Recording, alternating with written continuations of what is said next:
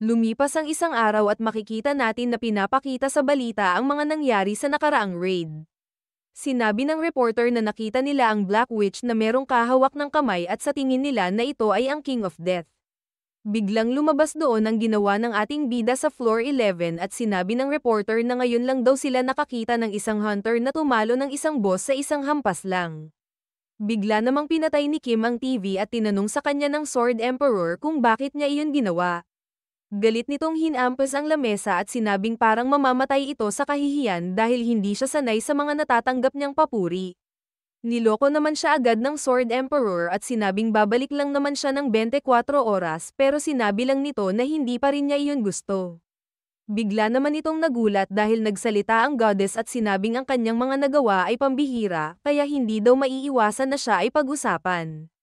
Biglang naisip ng ating bida na hindi sila nakapag-usap ng maayos kahapon dahil pagod na ito at sinabing masyado naman daw ata itong bilib kay Kim.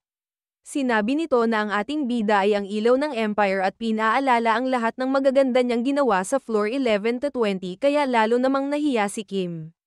Tuloy pa rin ang goddess sa kanyang mga papuri kaya inalis siya ng ating bida sa kanyang lalagyanan at nilabas ang isang maduming pamunas. Natakot naman doon ang espada at nagmakaawa na wag iyon gawin ni Kim. Nuggets na ng goddess ang gustong mangyar ng ating bida kaya hindi na ito nagsalita at natuwa naman doon si Kim at sinabing marunong naman pala itong makiramdam. Bigla naman niyang napansin na isa daw pala itong constellation at tinanong kung bakit siya naging espada. Sinabi nito na siya ay dating Holy Spirit na tinuturing na God pero kinulong siya doon ng founder ng Aegem Empire na si Lea Fanta Aegem at pinaghiwalay sa 5 Holy Swords.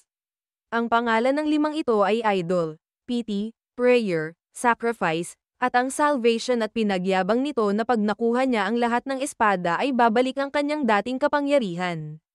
Naintindihan naman ito agad ng ating bida at tinanong sa goddess kung nasaan ang iba nitong espada.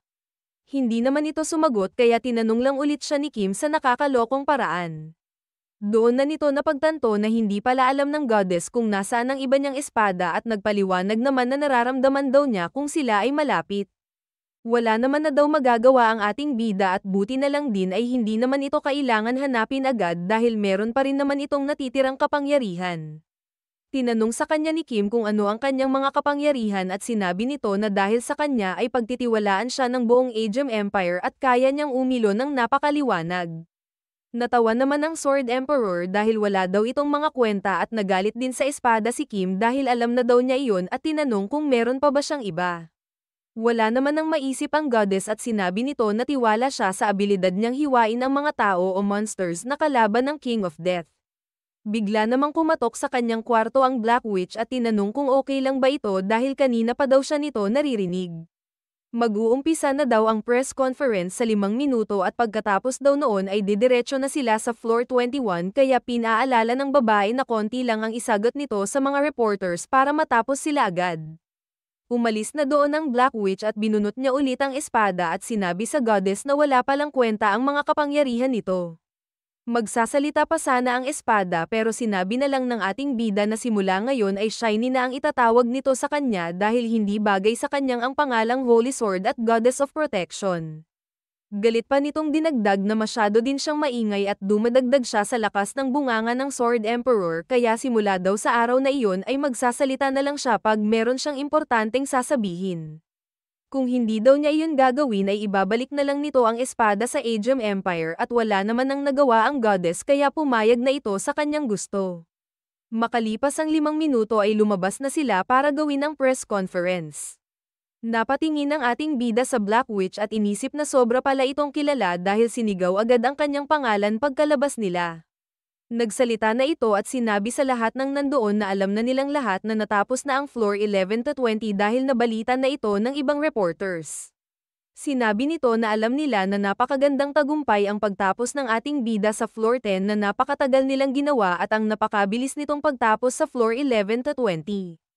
Pinagkaguluhan siya ng mga reporter pagkasabi niya na ang pinakamaganda nilang nagawa sa raid na iyon ay ang pagtapos nila dito nang walang kahit isa na namatay.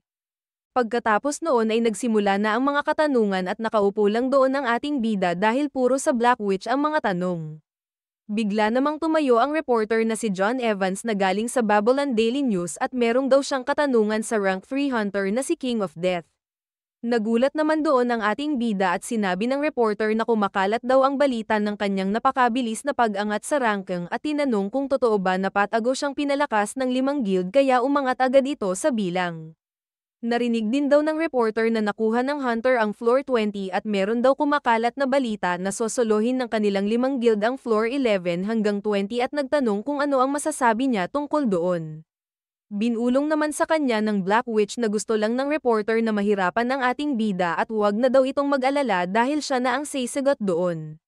Sinabi naman sa kanya ni Kim na hindi na niya iyon kailangan gawin dahil marami talaga ang gagawa sa kanya noon at kailangan daw nilang marinig ang sasabihin ng ating bida kahit isang beses lang. Pipigilan pa sana ito ng Black Witch pero hinawakan na ni Kim ang mikropono at sinabing okay lang daw siya.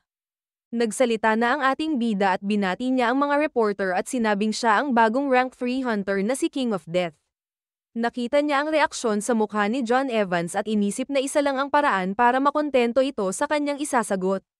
Kailangan daw niyang gawin ang kabaliktaran ng ginawa ng Flame Emperor sa mga press conference at sinabi sa lahat ng nandoon na alam ni Kim na nag-aalala sila dahil hindi pa siya masyadong kilala at wala pang experience. Naalala nito ang ginawang interview ng Flame Emperor dati nung natapos niya ang floor 20 at sinabi nito kay John Evans na kaya nila natapos ang floor na iyon ay dahil lahat sa kanya at dapat lang daw na mapunta ito sa kanya. Kahit na malakas ang impluensya ng Black Witch ay hindi niya kinaya ang mga sinabi ng Flame Emperor at inisip niya na pag ginawa ng ating bida ang kabaliktaran noon ay hindi siya kaiinisan at magugustuhan siya ng lahat. Inalala niya ang sinabi ng Bopol dati na nagawa nila iyon lahat dahil sa kanyang kagalingan at ang sinabi naman ng ating bida ay hindi niya matatapos ang mga floor na iyon kung hindi dahil sa tulong ng Black Witch at ng Sword Saint. Sinabi ng Bopol na pinaghirapan niya lahat iyon kaya sa kanya lang dapat ito lahat at sinabi naman ni Kim na binigay lang sa kanya ang floor 20 dahil binigay niya ang lahat ng meron sa floor 11 hanggang 19 sa mga guildmasters. Ngumiti lang ito sa reporter at sinabi nito na iyon lang ang kanyang masasabi tungkol doon. Tinanong niya si John kung meron pa ba itong mga katanungan at nakontento naman na ito sa sagot ni Kim kaya sinabi niya na wala na. Ang huli niyang ginaya sa Flame Emperor ay ang sinabi nito na iyon lang daw ang huli niyang sasaguting na mga tanong at magsilayas na daw sila pero ang sinabi ng ating bida ay meron pa silang natitirang oras kaya sasagot pa ito sa tanong ng iba pang mga reporter. Matapos ang ilang minuto ng pagtatanong ay makikita natin na malapit nang magbukas ang susunod na floor kaya sinabi na ng Black Witch sa mga reporter na iyon lang ang natitiri nilang oras. Sinabi nito na gagawin ulit nila ang lahat ng kanilang makakaya para wala ulit mamatay sa mangyayaring raid.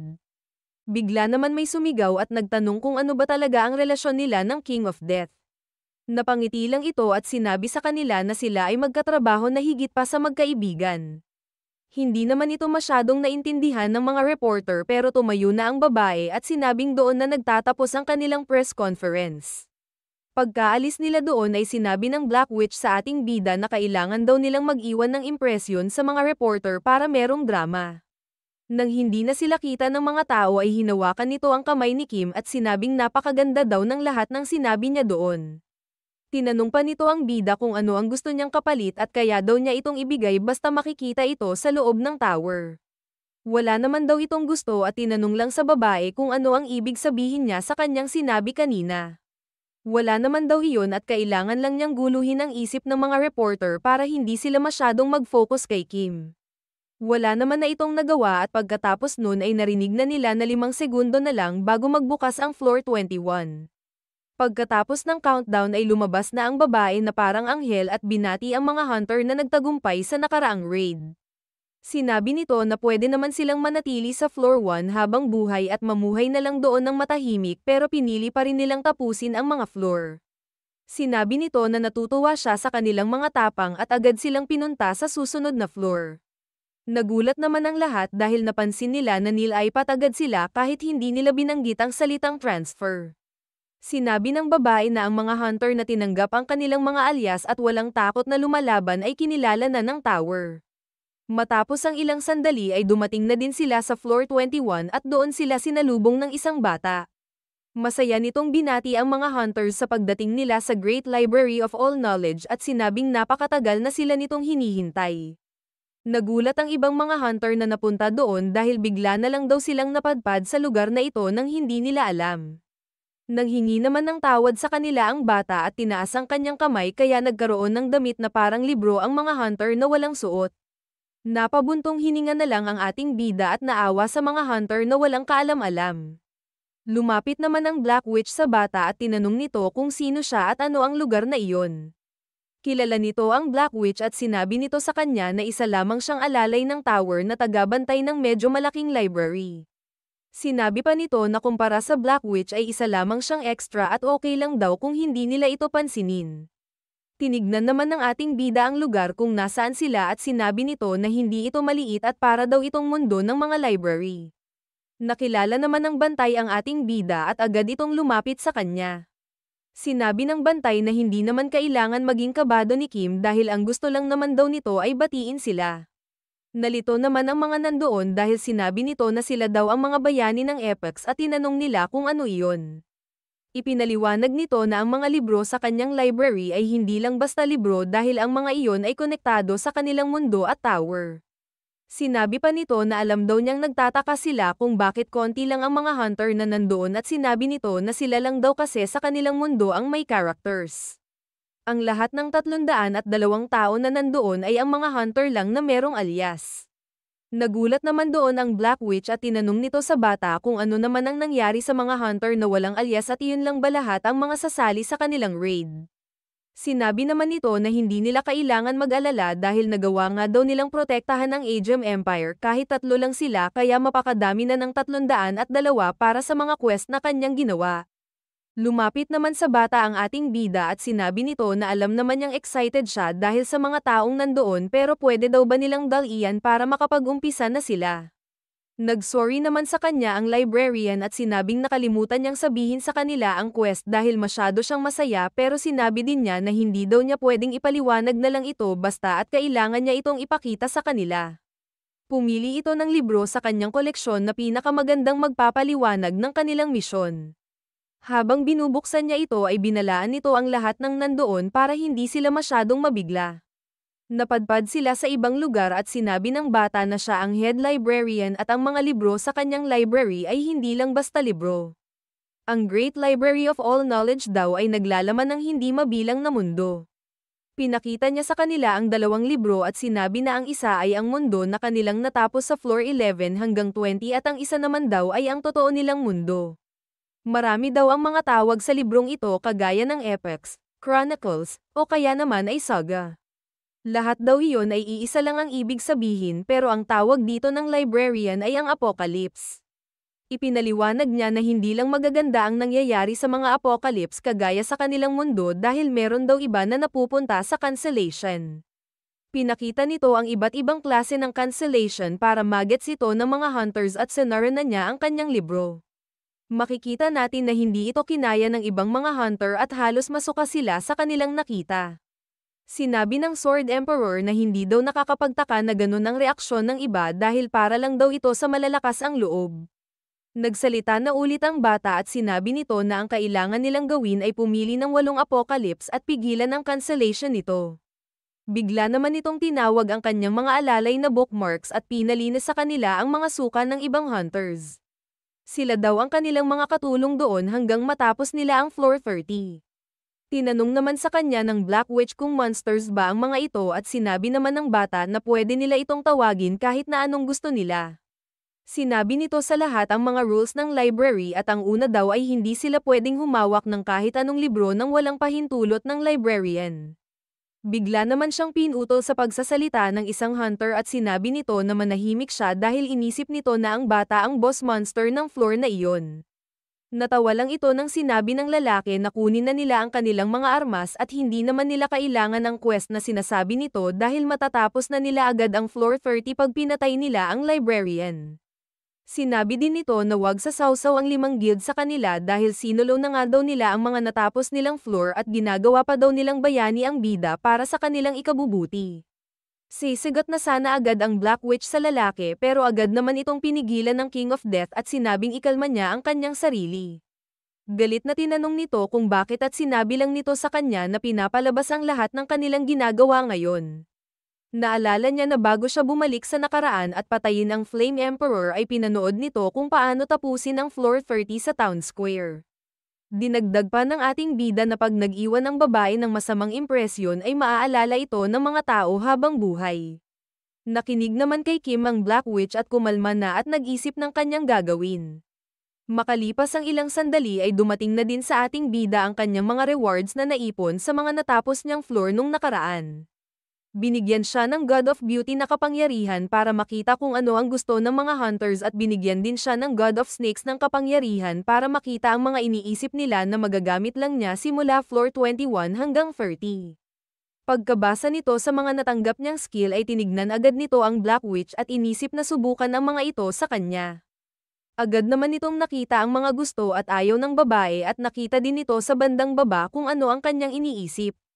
Hindi naman mapigilan ng Sword Emperor ang kanyang tawa dahil nakikita din niya ito at sinabi na para itong bata at niloko si Kim na sumakay sa kabayo para magustuhan nito. Hindi naman natuwa doon ang ating bida kaya ginamit niya din ang mga skill na ito sa Sword Emperor at nakita niya ang lahat-lahat. Makikita nating pinipigilan ni Kim ang kanyang tawa at niloko na lang ang Emperor at sinabing mahilig pala ito sa mga nanay. Pinagbantaan naman nito ang ating bida at sinabing papatayin niya ito pag hindi niya agad iyon tinanggal at kalimutan na lang daw niya ang lahat ng kanyang nabasa. Pagkatapos ng ilang sandaling lokohan ng dalawa ay pinakita na ulit ang mga hunter na gustong labanan ang librarian. Bigla namang nagsalita ang Sword Saint sa gilid at sinabing nahihibang na ata ang mga hunter na iyon dahil nakita naman daw nila na kaya nitong magbukas ng ibang mundo at pwede daw nitong itapon na lang sila doon. Napaisip naman saglit ang mga ito pero sumigaw na naman ang kanilang leader at sinabing huwag silang matatakot dahil natapos nga ng King of Death ang floor 10 at 20 mag-isa kaya madali lang daw siguro ang mga boss monsters. Seryoso lang tinanong sa kanila ng bata kung tapos na ba silang magsalita at sinabi nito na ayaw niya ng mga nanggugulo sa storya kaya tatapusin niya agad ito. Nagbukas siya ng isang apocalypse at may lumabas doon na kakaibang monster at agad na kinain ang mga makukulit na hunter. Sinara na nito ang kanyang libro at sinabi sa lahat na sa apocalypse na iyon, naubos na ang lahat ng tao at isa na lang ang natira. Paglipas daw ng napakaraming taon ay naging monster na ito at sinabi pa niya na isa daw ito sa mga paborito niyang storya. Wala na daw ang mga makukulit na extra doon at tinanong nito ang lahat kung handa na ba silang maging bida sa kanilang bagong storya. Nag-iisip lang ang ibang mga hunter na nandoon habang nakatitig sa napakadaming libro. Natawa naman ang Inquisitor at sinabing grabe daw ang nangyari at nawala na lang ang 50 na hunter nang ganun na lang. Tuloy pa rin ito sa pagsasalita at makikita natin na naiintindihan ito ng mga tao doon pero natatakot sila dahil dito. Pinatahimik naman agad ng ating bida ang Inquisitor dahil lalo lang daw nitong pinapahirap ang kanilang kondisyon at sinunod naman siya nito agad. Tumayo ang King of Death at sinabi sa lahat na alam naman na siguro nila na hindi nila pwedeng labanan ang librarian at ang magagawa na lang nila ay ang sundin ang mga quest na ibibigay nito. Habang nagsasalita sa harap ay inisip ni Kim na siya na ang rank 3 hunter ngayon at kailangan na daw nitong masanay na magsalita at mamuno kung kinakailangan. Dinagdag pa nito na hindi naman daw sila lugi sa quest na binigay at pinatingin sa kanilang lahat ang quest window. Pinaliwanag nito ang isang part na nakasulat doon na ang maliligtas nilang mundo ang kanilang magiging floor 22. Pwede daw silang makakuha ng magandang floor at nagbigay ito ng halimbawa na sinabing kung puro diamond ang kanilang mundo na ililigtas ay mapupunta sa kanlila ang mga diamond at magagamit ito sa loob ng tower. Sinabi nito na halimbawa lang iyon at sinabi din na pwede silang makahanap ng napakaraming resources at sinabi ng Black Witch na kung magagawa nila iyon ay masasagot na ang problema ng tower at hindi na sila manghihingi ng tulong sa outside world. Kumuha naman ng libro ang ating bida at agad itong binuksan kaya natakot ang Viper dahil akala nito ay may lalabas na kung ano doon. Sinabi sa kanila ng librarian na wala daw mangyayari sa mga libro kung hindi niya ginamit ang kanyang kapangyarihan kaya pwede daw nila itong basahin. Nagets na ito ng lahat at sumigaw na ang ating bida at sinabing magbasa na sila ng libro at hanapin ang pinakakapaki-pakinabang na mundo. Sinabi ulit nito sa harap na iba-iba ang laman at hirap ng mga libro na nandoon at kailangan nilang piliin ang mga libro na sa tingin nila ay kaya nilang tapusin at ang kapaki-pakinabang sa tower. Napansin naman ng ating bida na nakikinig nga sa kanya ang mga hunter pero parang wala itong mga pakialam. Sinabi naman sa kanya ng Sword Emperor na ganun sila umasta dahil kinakausap niya ang mga ito ng magalang at nakalimutan na daw ba niya kung gaano kayabang ang isang normal na hunter. Kasalukuyan daw siyang namumuno sa mahigit 250 na hunter at makikinig lang daw sa kanya ang mga ito kung babaguhin niya ang kanyang tono. Bigla namang sumigaw ang ating bida at naglabas ng aura at sinabi sa mga hunter na sa tingin ba nila ay kaya niyang basahin ang lahat ng libro na nandoon kung hindi sila gagalaw. Pinaghiwalay niya ang mga nandoon at sinabing ang mga mahilig magbasa ay pumunta sa kaliwa at ang hindi naman ay sa kanan. Ang mga mahihilig daw magbasa ay pumunta sa topic na kanilang gusto at doon na mag-umpisa. Nagulat naman ang ating bida dahil nakita nito ang Black Witch na nagbabasa sa mystery group. Hindi nito alam kung bakit ito nandoon dahil naalala niya ang nakasulat sa kanyang mga gusto at nakalagay doon ang romance novels. Naisip naman ni Kim na ginagawa siguro niya ito dahil ayaw nitong malaman ng iba na mahilig ang rank 2 hunter sa romansa. Napakamot na lang ang ating bida dahil napansin nito na madami din ang mga hunter na wala sa totoo nilang gusto dahil nahihiya ang mga ito. Nagpalusot na lang si Kim at sinabi sa Black Witch na sa tingin daw niya ay romantic siyang tao kaya inisip lang daw niya na sayang kung wala ito sa romantic novel na grupo. Kunyari na lang ay napilitan ng Black Witch at sinabi nito na wala naman daw siyang magagawa kung iyon ang gusto ng King of Death at pumunta na sa kabilang grupo. Napahanga naman doon ang Inquisitor dahil sinabi nito na mahirap daw baguhin ang isip ng Black Witch pero napakadali niya itong nagawa. Sinabi lang nito na mahilig din pala siya sa mystery at sinabi lang nito na kilala niya si Sherlock Holmes at Dr. Watson. Tinig naman ng ating bida ang kanyang character window at nakita na hindi ito nagsisinungaling at napakatapat nitong tao. Napansin din nito na mahilig siya sa mga children's stories kaya sinulat niya ito sa kanyang kamay at sinabing pumunta siya sa grupong iyon at doon magbasa. Bigla naman itong sinilip ang character window na hunter na nasa harapan niya at nabigla ito sa mga nakasulat doon. Ito ay ang rank 6 hunter na si Viper at ibang-iba daw pala ito sa kanyang pinapakita sa labas. Hindi na lang niya ito pinansin at makalipas ang ilang oras ay sinabi sa kanya ng Black Witch na sa tingin nito ay alam niya ang nararamdaman ng librarian. Ang lahat daw ng apocalypse na nandoon ay matatapos habang nangyayari ang kanilang climax. Nagbigay ng mga halimbawa ang babae kung paano natapos ang mga nabasa niya at pinatigil naman ito ng bida dahil kumakain siya at nakakadiri ang kanyang mga sinasabi. Nagsorry naman ito at sinabi lang sa kanya na meron pa daw siyang isang nalaman. Pinaalala nito sa Black Witch na pinapalabas ang mga ginagawa nila kaya tumigil ito agad sa pagsasalita.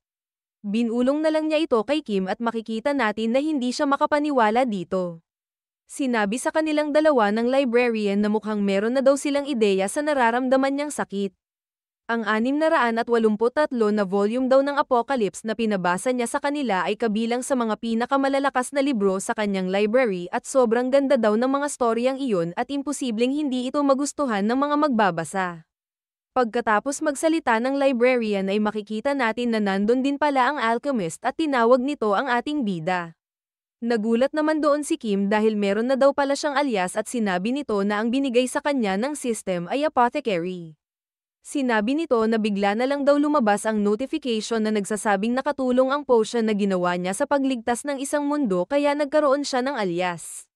Naisip ni Kim na dahil sa kanya pala kaya iyon nangyari at sinabi na natutuwa daw ito na nagkaroon na ito ng alias sa wakas. Bago magpaalam ay sinabi nito sa ating bida na kung meron daw siyang kailangan ay sabihin lang nito sa kanya at gagawin niya ito sa abot ng kanyang makakaya. Pinakita na dito na tapos na ang lahat ng grupo sa mga libro na binasa nila. Tumayo na ulit sa harapan ng King of Death at sinabing magbigay ng libro ang bawat grupo na sa tingin nila ay pwedeng gawing quest. Unang lumapit sa harapan ay ang Inquisitor at pinakita ang kanyang napiling libro na galing sa Children's Stories Group. Sinabi niya ang nakasulat dito at naisip naman ni Kim na gusto daw niya itong puntahan kahit isang beses lang. Ang sunod naman na lumapit ay ang Sword Saint na galing sa Martial Arts Group at inabot ang librong kanilang napili. Pinaliwanag niya ito sa lahat at sinabi na pag natapos nila iyon ay mapupunta sa kanila ang napakaraming martial arts technique at natuwa naman doon ang ibang mga hunter. Pagkatapos magsalita ng matanda ay bigla na lang narinig ng ating bida si Shiny at sinabi nito na meron siyang naramdaman. Sinabi nito na nararamdaman niya ang isa sa kanyang mga espada sa librong hawak ng Sword Saint.